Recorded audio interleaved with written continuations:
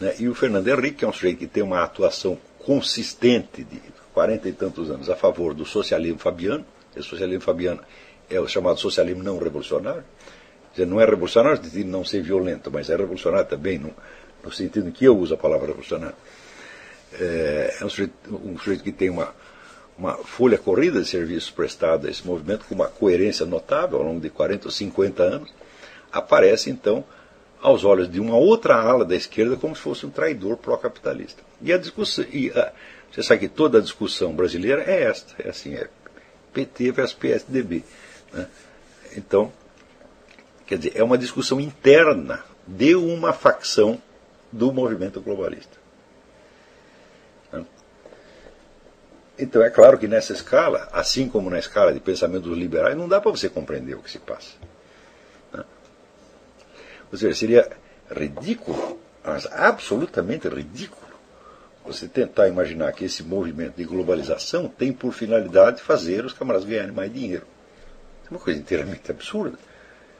Quer dizer, os indivíduos que controlam o fluxo internacional de dinheiro não tem por que ganhar mais dinheiro. Ganhar mais dinheiro não faz sentido. Tá certo? O sujeito que controla o dinheiro, ele controla o valor do dinheiro. Então o que quer dizer ganhar mais dinheiro? Por exemplo, se você ganha um salário de, sei lá, R$2.000, quer passar a ganhar 4, então isso faz sentido para você. Mas for o controlador do dinheiro, que pode fazer 2 valer 4 ou 4 valer 40, isso aí não faz a menor diferença. Quer dizer, vamos dizer, todas as explicações econômicas para o globalismo são absolutamente fúteis. Então, é claro que não se trata disso, as pessoas não vão tentar dirigir o fluxo inteiro da história humana só para elas ganhar mais dinheiro. Vamos dizer, isso é uma visão de um provincianismo e de uma mesquinharia mental a toda prova. Tá certo? O fato é que entre os próceres globalistas você vai encontrar algumas das pessoas mais idealistas e devotadas, tá certo? E altruístas do mundo. Tá certo? Jamais pensaram em como eles vão ganhar mais dinheiro. Né?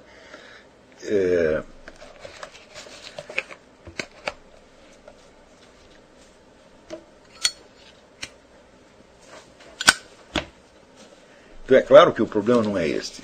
Agora, que é um problema de poder, Agora, o que é poder?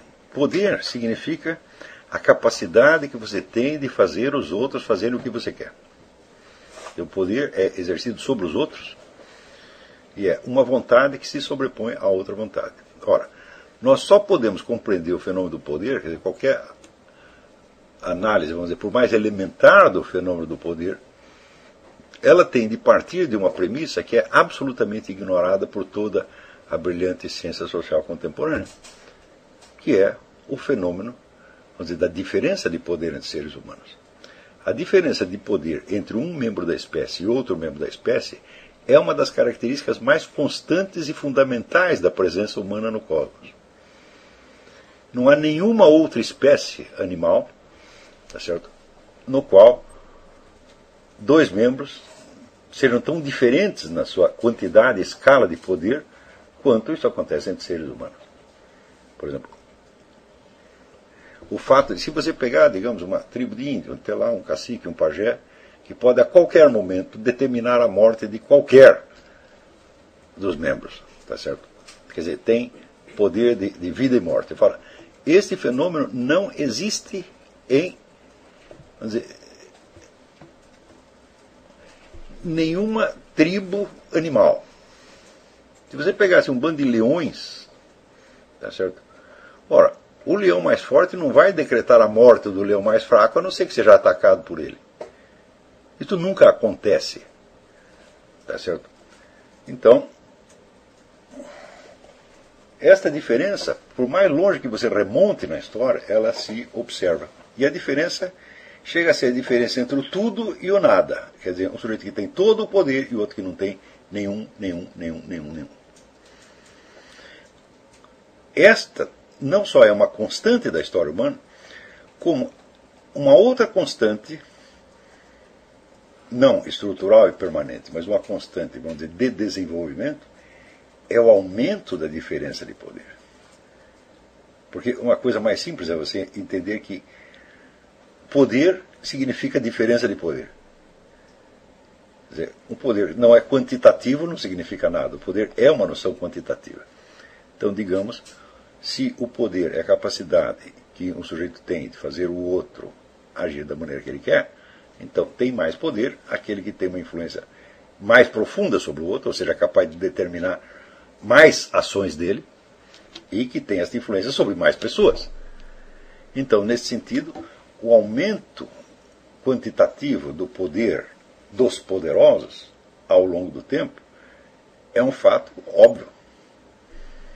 Quando você vê, quando no século XX aparecem tipos como Hitler, ou Mao Tse-tung, ou o Stalin, que tem a capacidade de, num golpe de caneta, determinar a morte de milhões de pessoas. E aquilo vai ser executado sem discussão e sem oposição. Então você imagine, por exemplo, a diferença de escala de poder entre o Stalin sentado na sua mesa com a sua caneta e o sujeito que está lá jogado no fundo do gulag, sem ter o que comer, sem poder dizer ai, tá certo? E sem poder determinar nada do seu destino. Quer dizer, ele não tem poder sobre a sua vida nos próximos 5 minutos. Tá certo?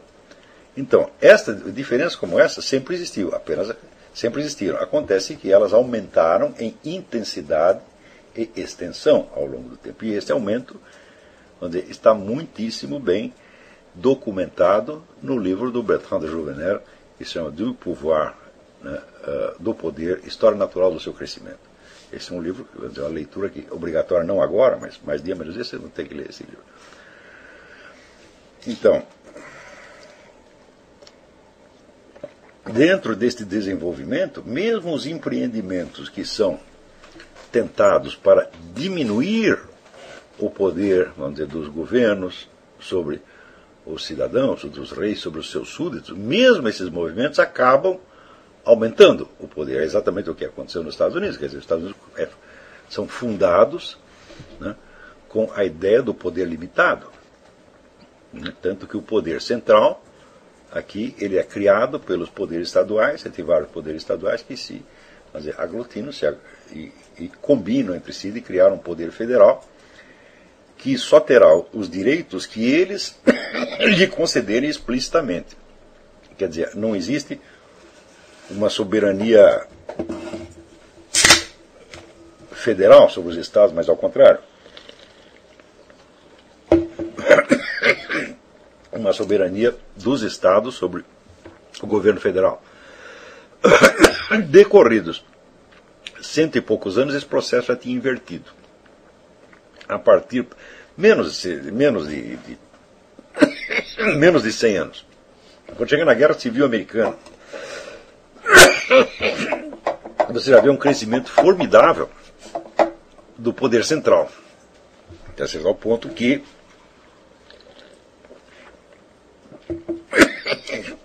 muitos historiadores chegam a considerar Lincoln uma espécie de ditador. Ele instituiu a censura imprensa, prendeu um bocado de gente sem processo nem nada. O cara que era, depois da guerra, encerrada a guerra, o sujeito que era presidente da Confederação, Jefferson Davis, ficou na cadeia um tempão sem processo nem coisa nenhuma. Aliás, ele pedia que o processassem, ele pedia que o acusassem formalmente para que ele pudesse se defender, e nunca lhe deram essa chance. Então, isto aconteceu numa nação que tinha sido concebida na base da limitação do poder central. Então, mesmo esses movimentos que temporariamente parecem reverter o curso geral das coisas, acabam por fortalecer esta mesma tendência.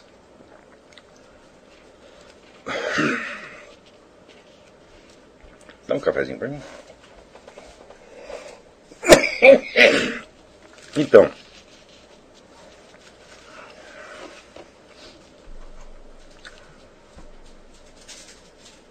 esta diferença de poder, que é um elemento estrutural na vida humana, ela não é levada em conta por nenhuma teoria política existente. Esse eu considero um dos grandes escândalos intelectuais da humanidade.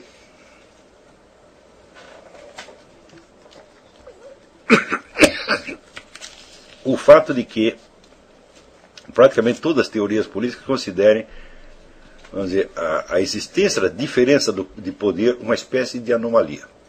Uma coisa que poderia não acontecer. Não é isso? Mas ela, ao contrário, é, vamos dizer, um fator estrutural constante e é uma das condições que definem a própria presença humana no cosmos. Desde o início você vai ver essa diferenciação de poder. Junto com a diferenciação de poder, existe também, automaticamente, a diferenciação do horizonte de consciência temporal. Quer dizer, o sujeito que manda, né, ele tem a capacidade de prever os acontecimentos na escala da sociedade inteira muito maior do que a dos membros da sociedade, que podem chegar ao ponto de ignorar totalmente qual será o curso das coisas no dia seguinte, ou no mês que vem, ou no ano que vem, ou seja, aquilo que está sendo planejado para eles. Então, este horizonte de consciência do planejador, ele também, ao longo dos tempos, ele vai aumentando. Horizonte de consciência temporal, quer dizer, a capacidade de prever a longo prazo e de agir coerentemente em vista de objetivos de mais longo prazo. Não é isso?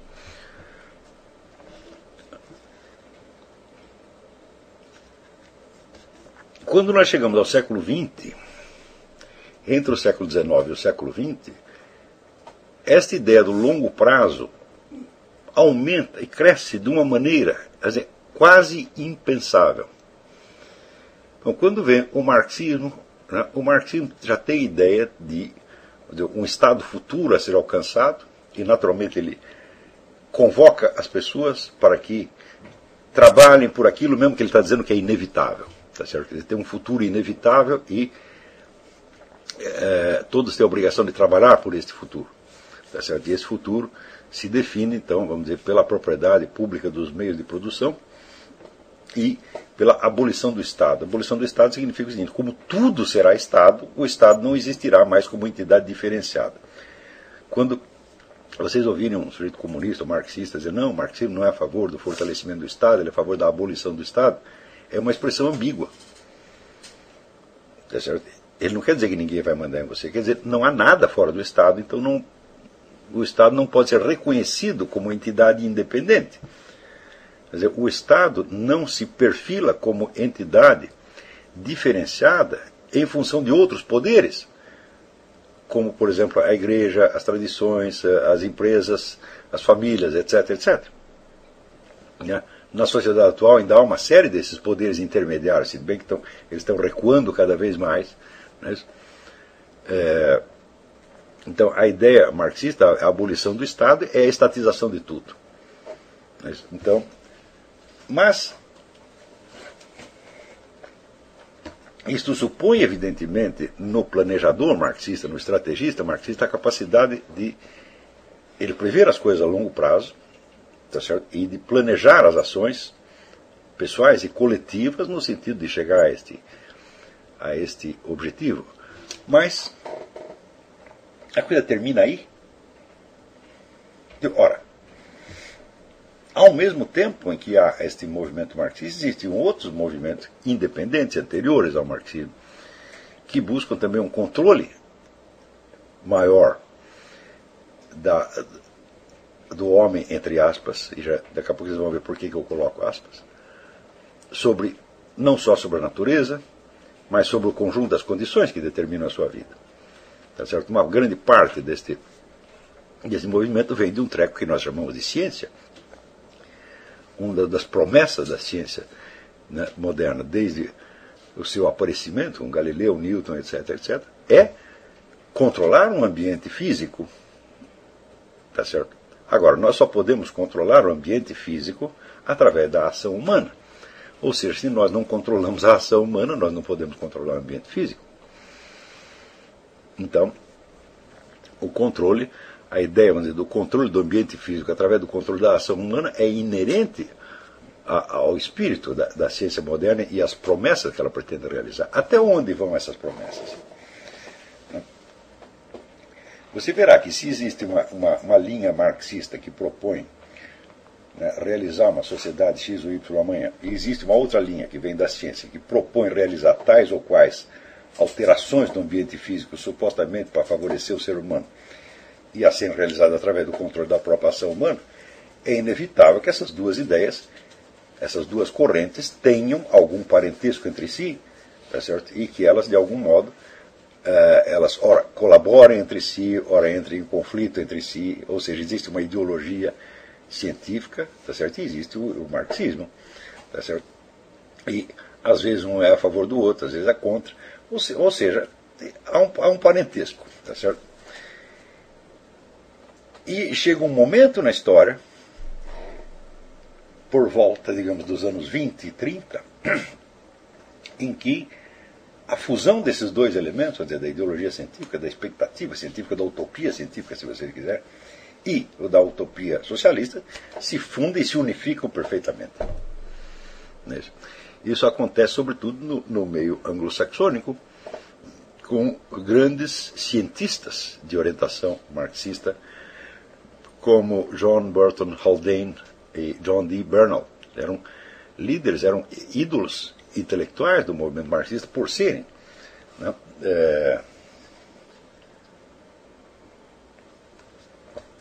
grandes cientistas, tá certo? Pessoas com vários prêmios científicos, etc, etc, e, ao mesmo tempo, por serem porta-vozes do marxismo. Então,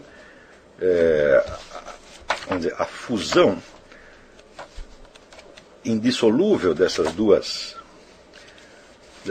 correntes de planejamento do futuro aparece, por exemplo, neste trecho de John D. Bernal. Na prática da ciência, já temos o protótipo para toda ação humana. Os métodos pelos quais esta tarefa é realizada, por imperfeita que seja a sua realização, são os métodos pelos quais a humanidade mais provavelmente assegurará o seu próprio futuro. No seu esforço, a ciência é comunismo.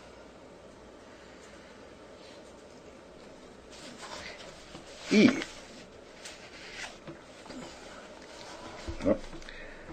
outro cientista também da mesma orientação, C. H. Waddington, dizia: a ciência por si mesma é capaz de fornecer à humanidade um modo de vida que é, em primeiro lugar, autoconsistente e harmonioso e, em segundo lugar, livre para o exercício daquela razão objetiva da qual depende o nosso progresso material. Até onde posso entender, a atitude científica da mente é a única que, no presente, é adequada a esses dois objetivos. Então, a atitude científica deve estender-se a todos os domínios da ação humana, tá certo? E ela é a única maneira de você articular as ações humanas de modo a obter um modo de vida que seja autoconsistente, harmonioso, né, e racional. Né?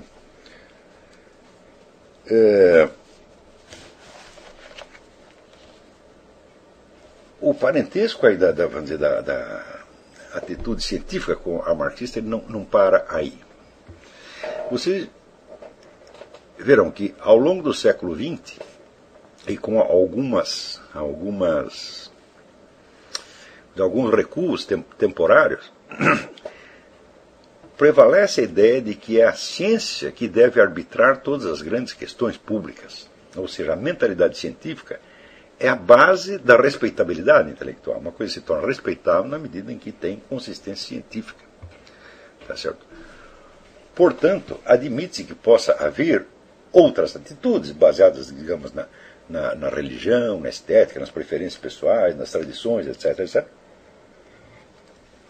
Porém, quando se entra em choque com a ciência, é a ciência que tem que prevalecer, evidentemente. Por quê? Porque ela tem o controle racional do processo cognitivo e, portanto, o controle racional das ações humanas, ao passo que os outros controles são, aspas, irracionais. Tá certo? Ao mesmo tempo que há esta tendência, vamos dizer, de a ciência, entre aspas, interferir cada vez mais nas situações, nos debates públicos e ser o grande árbitro, portanto, a grande provedora dos valores culturais, morais, religiosos, etc, etc, etc. Existe uma outra tendência dentro da própria ciência, que é a de especializar-se a um ponto em que os problemas internos de uma ciência já não são transmissíveis na linguagem geral. Essas duas tendências são, vamos dizer, são fatos bastante observados e bastante reconhecidos. Não é isso? Você pode perguntar para qualquer físico, ele lhe dirá, mas esses conceitos fundamentais da física não são traduzíveis em termos gerais. Eles só podem ser expressos, né, matematicamente, e não há uma ponte entre eles e os conceitos gerais que nós usamos nas discussões culturais da humanidade. Eu digo, mas espera um pouquinho. Se a ciência é o fator que deve presidir e organizar todas as questões culturais e as finalidades da vida e a seleção de valores, e por outro lado, esta ciência é incomunicável nos termos desses mesmos valores gerais, então isso significa o seguinte, que a autoridade que a ciência exerce sobre essas questões gerais não é de ordem racional. Se você tem uma elite científica que está deposta de um conhecimento que é incomunicável, e ao mesmo tempo esse conhecimento incomunicável é o que deve arbitrar todas as questões de ordem geral, sem poder se expressar nos termos do debate geral, tá certo? Então significa o seguinte, a ciência há de legislar nesses debates gerais por meio de sentenças que são incompreensíveis ao restante da humanidade. Então, não é de espantar, então, vamos dizer, que a elite globalista, a elite dos grandes banqueiros internacionais, né, se aproxime e busque uma espécie de simbiose com a classe científica. Porque a classe científica tem os meios científicos de realizar o controle global, tá certo? E esses meios, mais ainda, seriam não só incompreensíveis ao cidadão comum, mas impossíveis de expressar na linguagem geral. Mas ao mesmo tempo que eles dizem que é impossível de expressar na linguagem geral, eles estão continuamente escrevendo livros e livros e livros e livros que traduzem essas ideias científicas nos termos gerais. Tá certo? Então, você vê todos esses livros, tipo Richard Dawkins, Stephen Jay Gould, Stephen Hawking, o que eles estão fazendo? Eles estão traduzindo em termos na linguagem geral da cultura superior, evidentemente, aquelas mesmas ideias e conceitos que seriam teoricamente intraduzíveis. Tá certo? Então, a tentativa de legislar em nome do incomunicável, tá certo?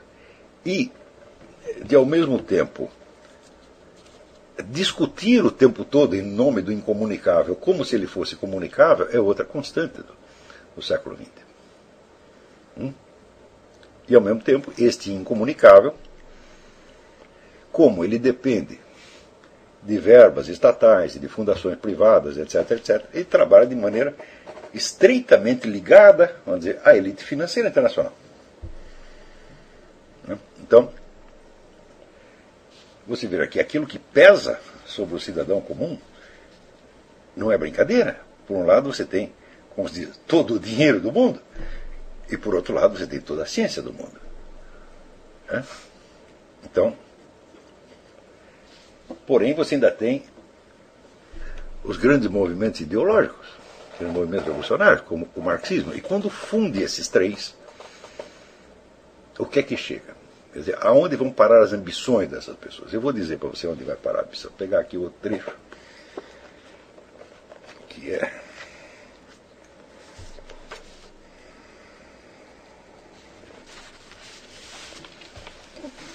Aqui tem dois discípulos do John D. Barrow, que se chamam John D. Barrow e Frank Tipler.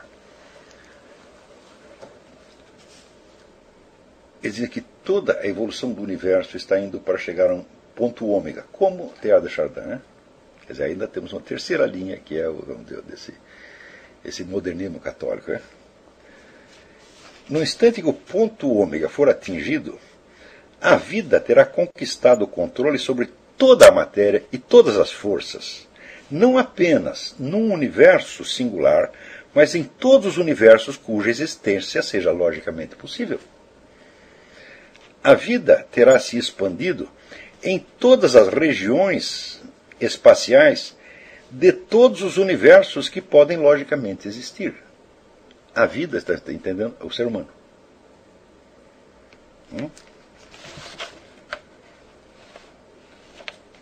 O próprio Bernal, ele diz o seguinte: uma vez aclimatado à vida no espaço, é improvável que o homem pare até que ele tenha alcançado e colonizado a maior parte do universo sideral. Isso é, as estrelas. E mesmo é improvável que isso seja o fim. O homem, em última análise, não estará contente de ser um parasita das estrelas, mas vai invadi-las e organizá-las para seus próprios propósitos. As estrelas, não se deve permitir que as estrelas continuem vivendo à sua maneira antiga, mas elas têm de ser transformadas em eficientes engenhos produtores de energia. Pela organização inteligente, a vida do universo poderia provavelmente ser prolongada por muitos milhões e milhões de vezes aquilo que ela seria sem organização. Veja, aqui nós temos um problema. O rapaz está querendo enfrentar a segunda lei da termodinâmica. Não é isso? Que diz que onde quer que haja um esquema produtor de energia, a produção decresce, ela declina. Então isso se chama entropia, quer dizer, energia declinante. Porque as diferenças vão ser dequalizadas, então a energia declina. Então isso significa o seguinte: pela segunda lei da termodinâmica, o universo tem que acabar. Isso seria realmente lamentável, né? Mas, através da ação organizada, nós podemos transformar todas as estrelas em fontes de energia e, utilizando isso de maneira racional, fazer com que o universo viva milhões e milhões e milhões mais de vezes do que ele viveria pela segunda lei da termodinâmica. Isso não é um escritor de ficção científica, ele não escreve isso como ficção científica. E existem milhares de cientistas que pensam como esse.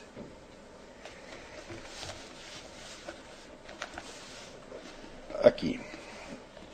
Outro, Freeman Dyson, também um discípulo de Bernal. Supondo-se que nós descobramos que o universo seja naturalmente fechado e condenado ao colapso, é concebível que, por intervenção inteligente, convertendo a matéria em radiação e fazendo a energia fluir de maneira propositada em escala cósmica, possamos quebrar o universo fechado e mudar a topologia do espaço-tempo.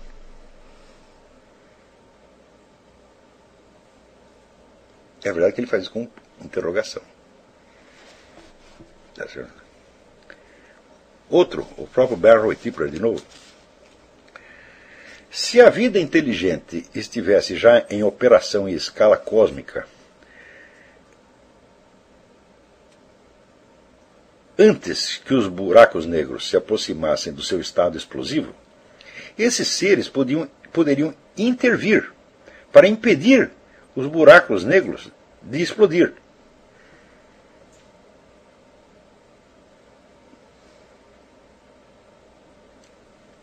Ou seja, em última instância, a vida, quer dizer, a vida humana, existe com a finalidade de impedir que o universo se destrua.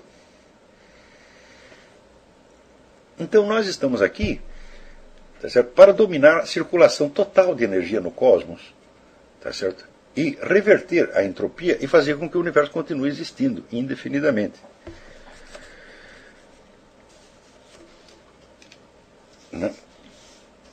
Continua aqui Paul Davies. Nós somos convocados a examinar como a vida inteligente pode ser apta a guiar o desenvolvimento físico do universo para nossos próprios propósitos e possamos conseguir obter sucesso em moldar o universo. Podemos mesmo ser aptos, capazes de manipular as dimensões do espaço mesmo, criando bizarros universos artificiais com propriedades inimagináveis. Então seremos realmente os senhores do universo.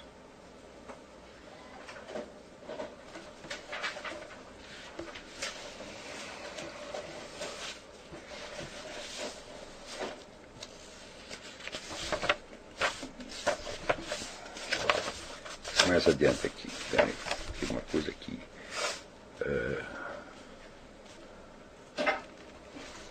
Daí aqui comenta essa autora, Mary Midgley, uma autora muito interessante. Esta perspectiva tem naturalmente o seu preço. Para isso as pessoas precisam transferir a sua consciência desde corpos orgânicos para máquinas. E então, para matérias cada vez mais sutilizadas, como poeira estelar, ou talvez luz, ou seja, o ser humano, a inteligência do ser humano será, quer dizer, embocada em máquinas e depois em matéria sutil. De qualquer maneira, como explica Bernal, aspas, nessa época os corpos já terão sido deixados para trás há muito tempo.